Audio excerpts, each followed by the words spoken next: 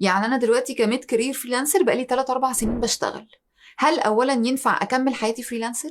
اول ما ابتديت فريلانسنج اصلا كنت تعتبر سمول ايجنسي، انا بعمل كل حاجه وفي حاجات مش بعرف اعملها لوحدي فما هيقرا حد يعملها معايا فبحط في الكوتيشن.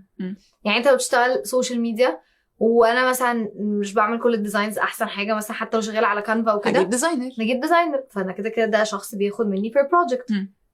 ما تعمل كده عامه لما تيجي تعمل ايه. فانا حسيت ان اوريدي في ميني تيم كده، في ديزاينر انه انا بكوميونيكيت مع كلاينت وانا بعمل الكونتنت والاستراتيجي وكل الكلام ده. ابتديت احس انه انا عايزه اشتري وقتي ومحتاجه اشوف انا ممكن اعمل ده ازاي. وان انا كده كده اصلا نص الناس بتجي كونكشنز غير الفريلانسنج بلاتفورمز، يعني بيجي منهم من بيرسونال كونكشن وكده، فعارفين ان هم كده كده ايه هيشتغلوا معايا. قلت هجرب بتيم اديله بير بروجكت. حلو.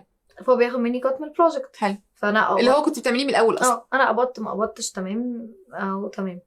ابتديت بقى لما ابيتش عادي يعني كوتيشن اشوف ايه اللي هيحصل. فانت بتجمدي قلبك.